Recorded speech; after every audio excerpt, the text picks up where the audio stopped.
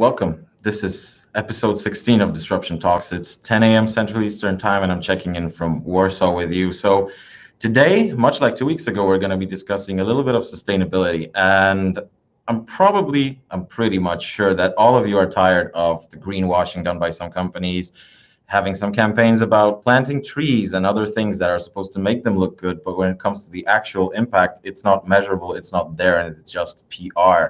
So actually, what we're experiencing now is a major shift. Perhaps you might have heard in the news today, Jaguar Land Rover, they have announced that by 2025, they will be changing their whole cars to all-electric setup. So that doesn't mean that they will destroy all their regular engine cars, but from 2025 on, which is very soon, they will be releasing electric cars only and adjusting also the entire car setup so there's less modals and less carbon footprint.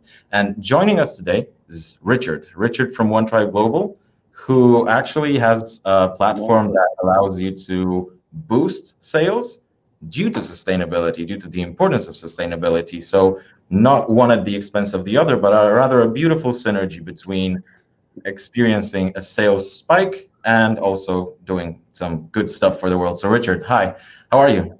Very well. Good morning, Philip. How are you?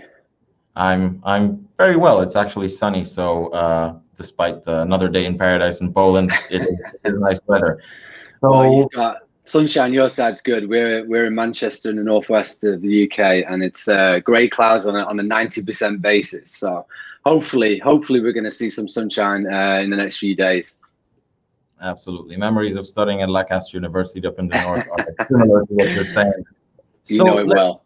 Let's dive right in. A short personal story or an introduction is what we usually jump in. So my question is, what is your why? What made you decide to launch such a platform? Wow, it's our why. So I suppose frustration, like most entrepreneurs getting into a new startup, it's out of your own frustration and seeing a huge need in this space. And where that comes from is over the last, say, 15 years, I've been working in the tech space, in consumer marketing, really. And what I've seen over there is we're trying to work out how businesses can take part in climate action. So generally they don't. And they don't do it because it's not profitable. They may make a donation, like a CSR, corporate social responsibility donation, in the shareholder report at the end of the year to keep the shareholders happy. It's more of a little stamp of approval. It doesn't really do anything. And we're aware of that. And what we wanted to do and what we saw of this was the opportunity, if we can make it profitable for businesses to donate to charities, to back climate action projects, then we're going to create a movement. We're going to create something significant. And so we spent a huge amount of time trying to work out how to make it profitable for businesses to donate on a daily basis or weekly basis. And so that need was there. That the frustration of there not being a profitable reason why climate action should happen for a business, and why they should, other than be making their supply chain sustainable, why they should do more. Contribute and help and take part in climate action projects. So it's purely out of frustration of there being no solutions to how to do that, for the reasons why to do it, and to making profit. So that's really why we saw the opportunity, and it's a vast opportunity, and that's what we're tapping into. Does that answer your question? It does. So it's essentially a personal belief and market calculation, right? It just makes sense to do it, but also it's something that struck a personal chord with you, right? Absolutely. It's go on. Yeah, sorry, you were supposed to say. Yeah, sorry. Where it came from me. Just I'll give you a quick backstory. If I'm not jumping ahead. Where this came from. I worked working in festivals, working in music events globally, constantly working how to get people to buy tickets through e-commerce systems, sales at a point of sale, etc. So what we actually did, we were looking for a solution which would allow us to give back to a charity at the purchase point. Every single person who goes to a festival, club event globally, they all meet at one point that's similar, and that's through the transaction system to purchase their entrance ticket. And that's the point where they're most engaged, where they're ready to take action, whether they're enthused, they're going to have a great time. It's like all the friends together. That was the sort of main point where we thought, if we can access that, if we can make a charitable donation at that point, we're going to get a mass uptake. So that's where we started out to do that. And I was looking at the time for what's generalized. So if we've got festivals in Australia, the US, the UK, what can we do that's generalized? It's not too location specific, and that's where climate action came in. And for climate action, it's about protecting rainforests and regeneration. So 10 years ago, that's where this concept came from. So we've been in this a long time. We're constantly evolving, moving around different types of projects, but it's about, for us, it's purely about rainforest protection, which is the fastest way to sequester carbon and protect the planet. So yeah. Okay, so that's a valuable insight why you decided to focus on the rainforest, because it actually has the greatest output in terms of the benefit for the climate. And you spoke of evolution. That's what I wanted to ask you. Back in 2019, when we worked originally on One Tribe, it was a different animal than it is right now, right? Could you share the story of that pivot? Yeah. It was, it's been a roller coaster. It's the best way to describe it. And well, where we started out, going just what I touched on a second ago, my life and where One Tribe came from was always about the physical action. So buying a ticket, entering a club, a festival. That's my background. I was ex-marketing director for an organization called the Pasha Group, which is based in Ibiza. I lived there 10, 12 years, running festivals, events for Pasha globally, running all the marketing, customer engagement, and really predominantly the technology behind the business. So what happened, we started out on the actual system we built with you guys was a QR code generator with a chatbot attached to it, and a customizable SaaS business, software as a service business, to allow any business like a coffee shop, restaurants, bars, nightclubs, festivals, events to create their own chatbot. And that's accessible by a QR code. So you generate your QR code, you put it on your menus in a restaurant, you put it on the walls in your clubs, on the back of tickets, and you scan that QR code. It takes you into fun chatbot, which talks to you about saving trees for your email address, taking climate action instantly, join the tribe. And so there's a whole mechanism about getting people to use the phone to scan a menu, scan a poster, scan an advert in a newspaper. It was a whole system built behind that. And you guys built an incredible product for us. And then along comes COVID, and we had about, say, we would have penciled in nearly 300 events last year in New York, in Tulum, in Mexico, in Ibiza, predominantly in the UK. That was our launch to market. So we're going in. Every single ticket's going to Save Rainforest. The customers will scan the ticket, they'll scan the event, they'll scan the drink, they'll exchange, and we'll grow the venue or the nightclub's data in exchange for rainforest protection.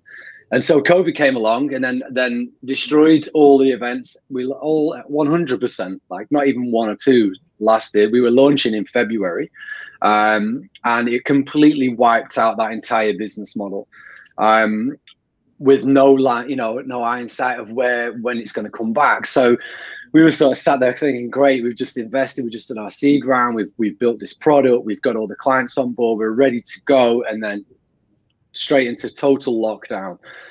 So we were sat, two options: close the business, because there's no way the runway is going to last us to get to product market fit, to achieve that revenue growth we needed to do a Series A or anything like that. So that's what we were looking down the barrels of a shotgun at. And fortunately, at the same time, we had been working on the e-commerce concept of, and I'll just tell you quickly about our tech. It's really what it is an API system. We sit in the middle. So you've got businesses above, we sit in the middle, and we connect to NGOs, climate action charities, and we funnel donations through us. We calculate via their API, it connects to the transaction systems, and it funds the charity. So when someone buys a product, they sign up to a newsletter, it triggers off and says 10 trees, 25 trees, depending on what their conservation efforts are. And we calculate that, and then they get invoiced, and we transfer the money to charity.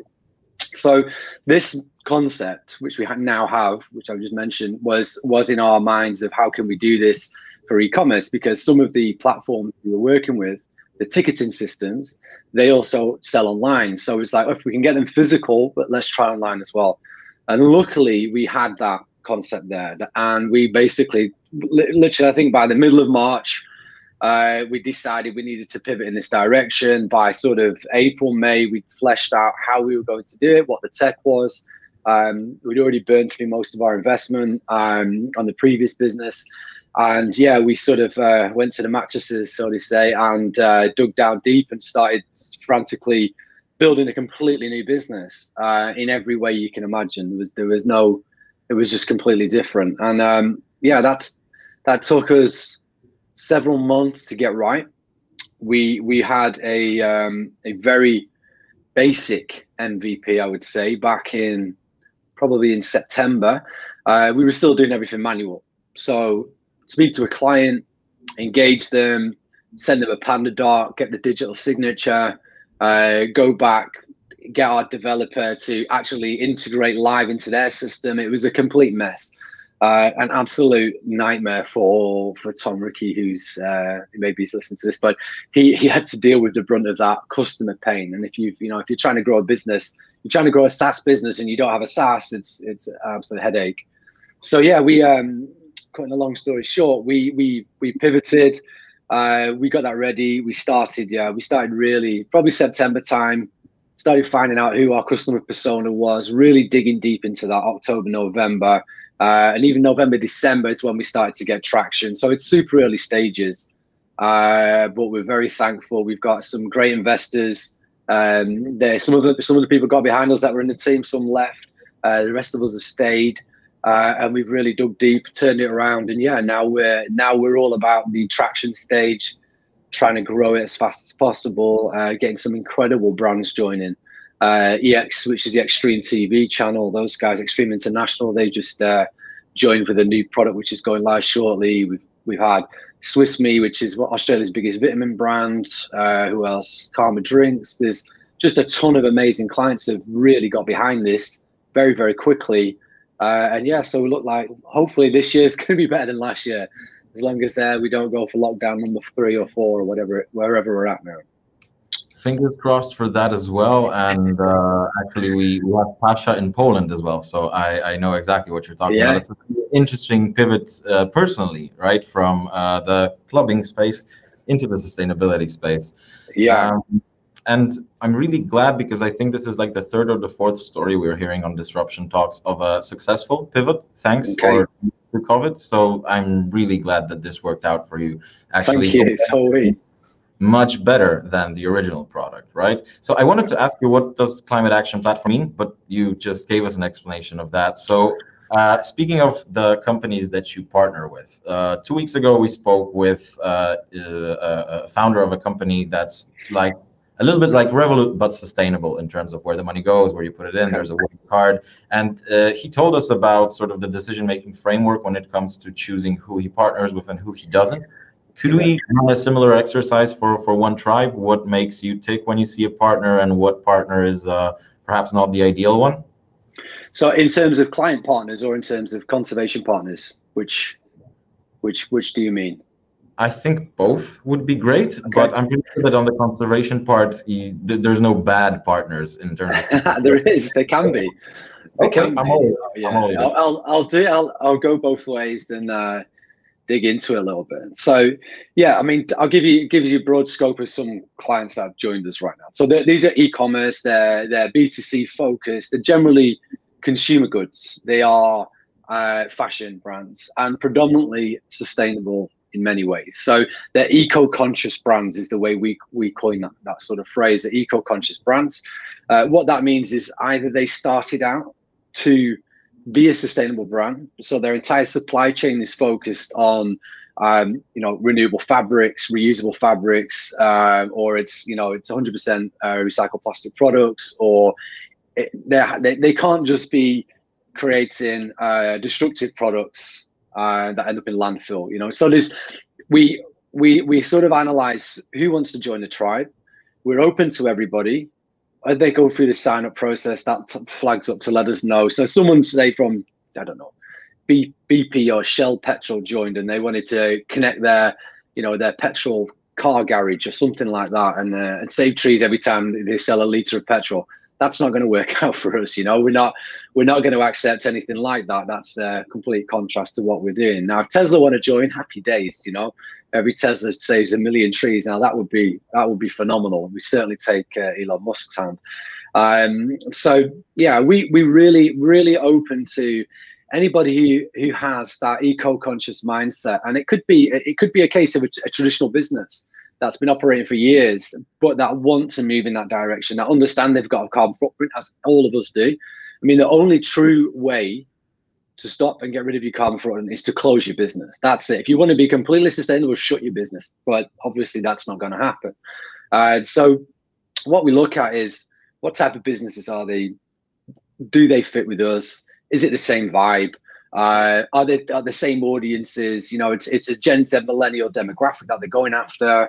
It's got to fit in that sort of remit, which, to be quite honest with you, especially in consumer goods fashion now, is probably 70% of brands are laser focused on improving their supply chain. Like Burberry and Prada, I think it was 3 years ago, they were burning all their products. Now they're recycling. To burn all their unused products and their returns is insane. But that's the mindset. These big brands are realizing that consumers are desperate and they want to take action. So you've got like 78% of customers, what we're aware of, want to take climate action. They want to shop more sustainably, and what we do see is about 5.8 times higher growth on sustainably marketed products. So that demand generation is there, and so we're tapping into that. And we look at all different types of brands. We've some of the new ones like Traffic People, original brand Goose Studios is 100% organic cotton t-shirt brand. So they started out with that intention from day one. Mela Comfort is a weighted blanket brand. Fantastic. The guys are growing incredible, but they're now working on the supply chain. So they're changing all the product ranges, packaging, shipping items, etc. So it's people who are eco-conscious, who are happy to make a change, focus on the future, and bring that in alignment with, for example, the United Nations Sustainability Goals or some climate action incentives. So that's our brand partners that we're looking for. On the other side, the conservation side of the business, we work with a smaller number of partners. And over a decade, we've been doing this in different shapes and forms and different organizations, from an agency to we had a cryptocurrency, a token previously. We've done so many different types of projects over the years. We've always worked in different types of partnerships. So you've got REDD Plus, which is the United Nations Red Plus, land protection, deforestation protection projects. That's carbon credit backed. Then you have Rainforest Trust, who we predominantly work with, which they're not in the carbon credit industry, which is what's preferable to us. They work with NGOs, on the ground NGOs in Peru, for example, an organization called SEDIA. They are Peruvian rainforest protection regeneration organization who work with indigenous tribes. So what they do, and the reason why they have such a profound impact, and the level of climate action they take, what they actually do is they work with local indigenous communities. So they'll go and connect with, say, 200 indigenous tribes in an area. It could be half the size of Poland, for example. And what they do is they find those tribes in high-risk areas where the land isn't title deeded. Traditionally, these tribes have been there for generations. So to have a piece of paper that stands up in court to say they own that land it's alien to them. It doesn't exist. And that's the loophole. That's where illegal loggers can come in and they can check who owns this land. Nobody owns it. If nobody owns it, it's free to deforest. So that's what happens. So what SEDIA do in the Rainforest Trust is they fund these organizations. They fund the legal costs to unite these groups together, have their lands title deeded, working as a consortium, financially backed, not just to do that, but continually backed in the future, and trained to understand the value of that and how to protect their land. So when someone does encroach, excuse me, if it's a logging organization, they can legally fight that, and it has to be listened to. And they can go to local government or their country's government, and they can fight that. So that partnership is really where we live now. We are focused purely on that type of partnerships. Carbon credits is 1990s. It's a great thing. There's a massive carbon credit short supply. There's issues with carbon credits. There's some amazing organizations like Vera, that the VCS carbon credits that are backed and verified. That's fantastic. But the demand for land protection, for climate action now far outweighs the supply of carbon credits. So for us, it's like we can go and buy a carbon credit from a area that's been protected in Pará in Brazil, for example. That's been protected for years, if not decades. It's not protecting the endangered land. It's just maintaining what's already there. So for us and our conservation partners, we're concerned about the land that is high risk, that is unprotected, the last remaining rainforest. So we work predominantly with, say, Rainforest Trust, based in Washington, also based in the UK. They've been operating, how long have they been operating? 30 years. And an amazing statistic they came out with recently is 93% of all land that they've protected in that time is still fully protected, which is mind-blowing considering the amount of abuse that takes. So yeah, these guys are phenomenal. 4-star charity navigator, completely trustworthy and transparent. All their accounts are obviously, they're a 501c3 nonprofit, so everything is available to see. But that's our predominant partner, and those are the reasons why we've gone in that direction. We only want to work with the best and the most trustworthy and transparent, and that's for us is Rainforest Trust, the SEDIA organization, and several others. Is that any more detail on that? I mean, speaking of blown minds, or to rephrase, I'm as mad as sad about the fact that there are illegal loggers and that there is such a mind-blowing concept as a tribe pretty much not understanding the legal aspect and hence being just able to have swept from under the rug. Yep. So at the same time, I'm really glad that there are people who are making sure that that doesn't happen. So thank you for that.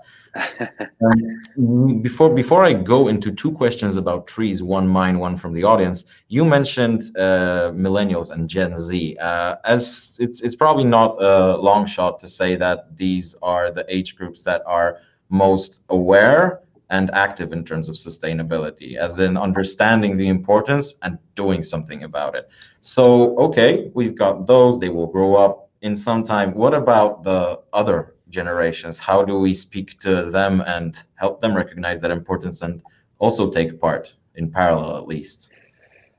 Well, the way we sort of look at this is Gen Z millennials combined have the persuasive buying power, about 90% of all buying power, telling the parents what they want, etc., taps into the older generations. Now, for us, our concept of I can only speak from our perspective. For one tribe, the way we looked at it is, we know we can speak to that audience. I'm the oldest millennial. That's right on the cusp of being 40, but we know we can speak to that audience. We're talking to the converted already in some senses, but the generations above, they get it, they see it, but they weren't brought up like that. They don't understand it to some extent. So for the way One Tribe works is we tap into the movement, basically the Attenborough effect is what we call it, after David Attenborough and the movement that he created with his series Blue Planet and Planet Earth, etc. So and Climate Facts, if you've seen the recent movies, it's incredible. So what we do is we speak to the youth. They have the buying power, which translates higher up to the older generations. And what we find is most of the businesses we're speaking to now, when we first started, it was slightly different. They were older organizations, maybe trying to speak to the CEO or the directors who are in the late 50s to 60s. And they've got a different, that baby boomer mindset's very different. So what we did is work a way where if somebody joins One Tribe and they buy, say, a pair of vegan shoes from Koi Footwear, one of our brands, which is part of the Boohoo group, if they buy a pair of shoes, it's a vegan leather, which is, I think I'm not even sure it's actually made, but it's a vegan product. What they'll do, they'll see that it's saved 25 trees. One Tribe, they'll learn about One Tribe straight away. And the concept is, if they're not in an eco-conscious place of work, their boss isn't eco-conscious, they can recommend One Tribe to the boss. Hey, this would be good for our business. Check this out. We should be doing this. What are we doing for climate action? We instigate that message at a Gen Z level to then turn around to their boss or place of work or managers, etc., say this could be cool for us, to try and push that education message further up the line in case they're not eco-conscious or they're from a generation that's not necessarily focused on this. So that's how we try and drive that up, and it's the voice of youth behind it. And if they can educate upwards, that's our approach. That's not obviously the only approach that you can do, but for us, that's the one that works, and that's our message. That's a wonderful response. I really like the fact. I mean, it's a very clever solution. I have to give it to you, right? You empower the people with the loudest voice and the sort of numbers advantage, and they become your evangelists. They become your ambassadors. So exactly. Kudos, massive kudos. On to trees. My question. On to trees. Yeah. Putting the mechanics of the system in numbers, how many trees have you saved, or any projections, or? Yeah, from the last calculations, which was in December, I'm just adding from January, we're well over 4 million at the moment. So yeah, and that's on the new products. Over years, I would say several tens of millions probably from the previous agency work, bringing brands on to donate directly, etc. in previous years. But for this year, we're over the 4 million mark. I mean, the goal for us is very simple: 100,000 global businesses engaging millions of their customers to save billions of trees. And that might sound lofty, but it's actually it's like all SaaS business. Once you get it right, you get your product market fit, and you can scale that. You get that reach, and we believe we'll save our first billion trees. I would like to say within the first 3 years of operations, hopefully less than that. But yeah, it's about 4 million, maybe 4.5 million now. You just said it's a lofty goal. I disagree. I absolutely disagree. We like big, fat, hairy goals over at NetGuru. One of our long-term plans is to impact 1 billion people positively. There you go. Software. So right there with you. Fantastic. The question that comes from our audience is a slightly challenging one, but I'm pretty sure it's well-spirited. How does One Tribe Global actually work? How are you sure that the trees are really saved? Okay, so the way we work is we gamify rainforest protection with the brands. Join our newsletter, save 10 trees. If you buy this product, we'll save 100 trees today, for example. So we give them a marketing opportunity to drive this attention. Most of the brands want to do this from a climate action perspective. Some of the brands want to do it from a conversion perspective. So that's the technology we provide. Our API system connects that. Every time a order is processed, according to what's been set, it's 5 trees, 10 trees. That comes back to us in a ledger. And then what we do is on the end of the month, we bill on a monthly basis and we invoice, and that goes directly to us, straight through to the rainforest organizations. So let's take Rainforest Trust, for example. So we would send a donation directly to Rainforest Trust. That goes into one of their campaigns, which we can choose where we want that project to go. And what they actually do then is they have an estimation. So they'll be fundraising, say the Sedia projects. They wanted $6 million to protect, it's $4.7 million to protect 6 million acres. So we know, estimated in that area, there's X number of trees. So for our case, what we do is we take a donation through. It could be 17 pence, which will protect an area according to what Rainforest Trust are doing, of 100 trees, 100 meters, sorry. And in that area, there's 25 trees. So let me clear that up and explain again. For a transaction on the website, say it's 17 pence, that will save 25 trees, which sits in approximately 100 meters of rainforest, and that's passed through. And that goes straight to Rainforest Trust and CEDIA to protect an area. So that will co-fund alongside many other organizations to raise the investment to lock down and protect that area.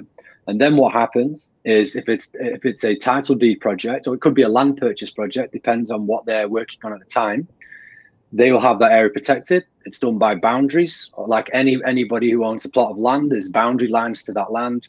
There's hectares, how many hectares is in the boundary.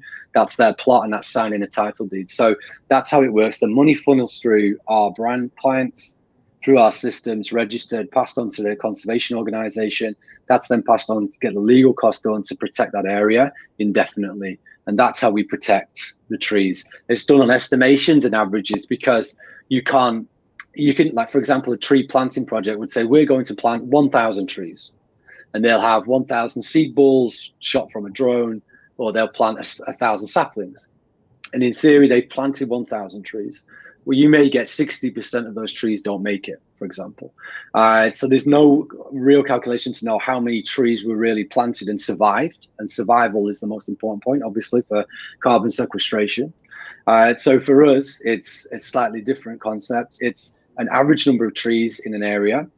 Different areas of the rainforest have different tree density. So it's taken a solid average from what that project is, and that's reverse engineered back into the price we charge on a conversion of an e-commerce purchase or a sign up to a newsletter on a brand's website. Does that answer the question? Does that make sense? For me, it does. Tomasz, let us know if that does answer the question. So happy to explain further, Tomasz, if you didn't quite get that. It's a lot to take in for the first time. Enough about trees, and now slightly more onto the industry, the space, the business. Since you're in the industry, in the space, you're something I can consider definitely an expert after everything we heard. So market readiness of other companies to follow One Tribe Global's path. Essentially, are other players going into this direction? And on the flip side, I want to ask, why would anyone not engage with such an initiative like One Tribe Global, regardless of who you are? Like, it's such a no-brainer. Yeah, I would say climate tech, being biased that we're in it, is it's the hottest space in tech right now. It's, in some senses, it's like the dot-com boom all over again, because it's brand new. It's never existed, ever. This whole sector of tech has never existed until the last few years, and more so in the last, say, 24 months or so. We started to see this climate action as a service. I don't know whether that's going to be abbreviated in the future, but that's starting to come in heavy. And we've seen, this is the beauty about this, right? In other businesses, we would see competitors and we'd be stressed, like, this is no good. But for us, every time we see a new company doing something similar, it's validation. It's like, we're not crazy. We're in the right space. This is the right time. The more companies that spin up like this, even the same as One Tribe, it could be 2 tribes, 6 tribes, whatever it is, the end result's going to be, we're going to fight climate change. So the beauty of this industry, and I'll tell you about a couple of the brands in a second. The beauty of this industry is it's collaborative. In previous industries, in the nightlife, music and entertainment industry, it's competitive. It's ugly. This is collaboration. It's at its best, and the end result is that we protect the planet for everybody. So it's an amazing time right now to be involved in this, because we are really, if you look at the curve, we are at early adopter stage in terms of only ESG investors. That ESG scene that's come on now, it's general funds going, what we're going to do, we need to be green. Let's create an ESG fund. And then you dig into it. It's still the same fund with an ESG badge on the front of it, because they've not worked it out yet. But they will work it out. And there's some smart money coming into this space. And because of that, people are raising investment. They're able to go out and start a whole industry, a whole area called climate action. We are, from what I've seen, one of the first climate action platforms. That's a dedicated B2B SaaS. There's no other. I haven't seen one yet, and we look daily. But what we have seen is a lot of other services coming in, subscription services, offset your carbon footprint, pay £5 a month, price of a cup of coffee, and you can offset your carbon footprint for that year, for example.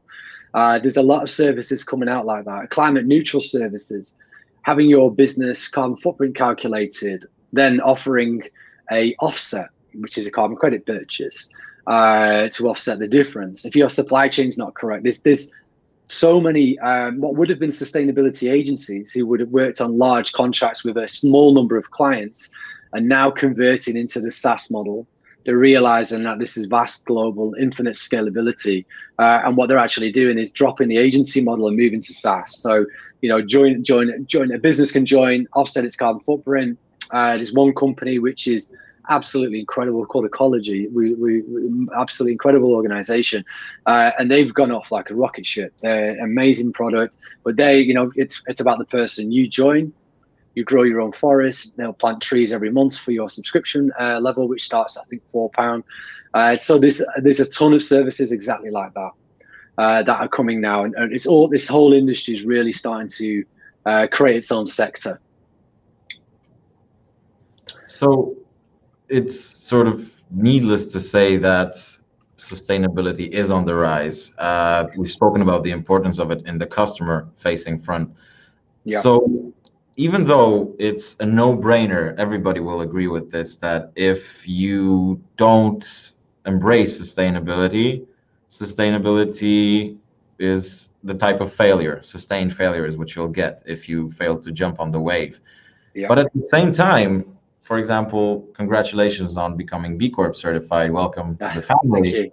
But at the same time, it is a SCAR certification. It's something that is an award. It's something that's supposed to mark you as exceptional. So at the same time, we have the mutual agreement that it's common sense to follow sustainability for the planet, personally, and for business. Yeah. And at the same time, B Corp is something that's considered a luxury for companies. So I spoke at the beginning about JLR and their commitment to 2025 being the year when they stop producing any actual engine cars and switch to EVs completely. Do you think that's a very quick timeline, right? Like 4 years now and then. So that's amazing. I don't think they sell many cars anymore. Sorry, Jaguar, but that's I don't know. I think look, Challenger brand, you know, they're a small brand like that. They can move fast. I'd like to see Ford do that. They'll probably offer 2050 as a timeline, maybe. But yeah, sorry, please carry on. No, that's exactly the conversation that I wanted to spark. Is what is the realistic timeline? Some of those, like 2025, that's like barely believable, and it's a big commitment from a big brand. Yeah. While, you know, it's always the proof is in the pudding, or the proof is in the volume. And of course, Ford is the one who's going to give you the volume of cars. So 2050 is your estimation. Perhaps let's not speak only about automotive. When do you think we will see the sort of the massive generational shift where, just like today, we look at things 50 years ago and say, God, how could have we done that? When will we move from now until that moment, looking at today and saying, wow, were we careless? I think we're already there.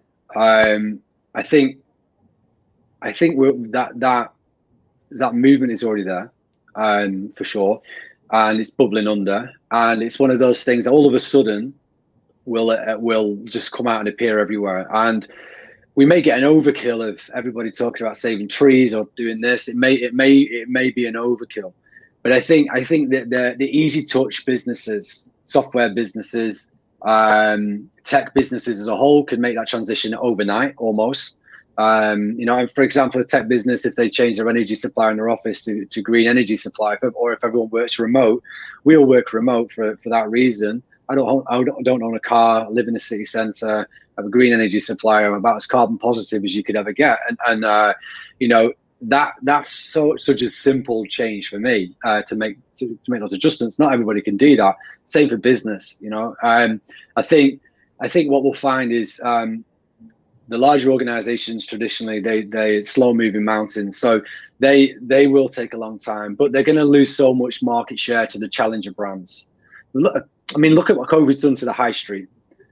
All of a sudden came along in several months, high streets shut down, major brands have gone, Boohoo Group, all these guys are buying up all, you know, of Debenhams. I mean, as if as if an e-commerce brand, which only started a couple of 4 years ago, really made its move 2 years ago, has just bought Debenhams. Like, it's insane what that's done. Now, COVID's a major turning point globally. Obviously, the Great Reset that's being pushed around, and Build Back Better, and all these things.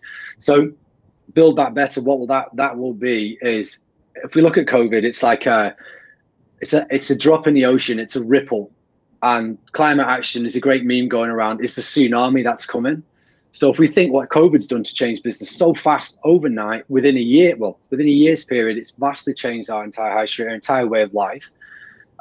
What's coming with climate change now is only ramping up. So the IPCC report came out in 2018. It's about keeping down to 1.5 degrees C in the next decade. Well, that's 2030. That's around the corner. That's not even enough time to take our time. It's like instant action today. So big businesses are aware of that. That pressure is gonna hammer them. Every year we creep up to that now. The intensity of that deadline, the intensity of what's going on around, and the challenger brands are gonna take their market share, doubling every year, if not tripling every year. So I think the big businesses have got a 2050 target. They're gonna have to drop that to 2040. But if they won't even exist at 2050, they won't exist, because those challenger brands will clean them out within 10 years. So I think, just maybe going off a little bit, but I think the reality is all these companies and all these big organizations, they're setting that target. The Paris Agreement must put in place. Everyone's trying to abide to that. The sustainability goals have been laid out. It's very simple. We know what we need to do. We've got the tools. We've got the time. We can make it happen. As soon as those companies, as soon as their annual reports are dropping, which they are now, and they're panicking, we'll see them shift their targets from 2050 to 40 to 2030 in some cases. Sorry. So yeah, sorry. It's a very broad scope conversation, but I think summarizing that, I think, challenger brands are going to kill these guys within 5 to 10 years in every single industry if they don't move faster. And those 20 to 50 targets are going to have to drop 20 years to catch up. That's my sort of mini prediction. It's a great one. I'm actually getting a lot of back channel comments that this episode is extremely quotable. So thank you for all the wisdom. And actually in the comments, our sustainability lead, Karolina, is saying that switching to green energy supplier in Poland is a challenging thing. I think the two of you should definitely talk, because Karolina is the one who made B Corp happen for NetGuru. So fantastic. Yeah. Is Tesla Powerwall available? Do you know if you can buy? Is Tesla available? I remember being... Powerwall. No, the Powerwall, no. But I remember that I saw one charger in an extremely random place in a village, of the certified Tesla one. Not anywhere, but... That's interesting. Well, you should check. I'm predicting your office. You're all remote now, but if Tesla Powerwall, I'm a massive Tesla fan. Tesla Powerwalls, especially for companies and organizations, their commercial side, what they offer, their energy units, you don't even need as much floor space to put solar cells in. So on the top of an office block, for example, if you have a roof space, you can easily solar panel that using a Tesla Powerwall and completely turn your office into 100% renewable energy. And yes, it's expensive, but it's not expensive as what climate change is. So it's worth, if it's something like that, you could look into. And it's always the matter of the initial cost. Over time, the costs subsides, right? So exactly. It's actually a good remark that you're making, because we are having an ongoing conversation about the future of our offices, much like probably anybody who has offices. So thanks for that. And I think this is it for today. That was a very good remark from you, with the challenger brands eliminating the ones who simply fail to get on with the times. So thanks a lot. Episode. No problem, and that's absolutely fine. And thank you very much. Thank you so much, Richard.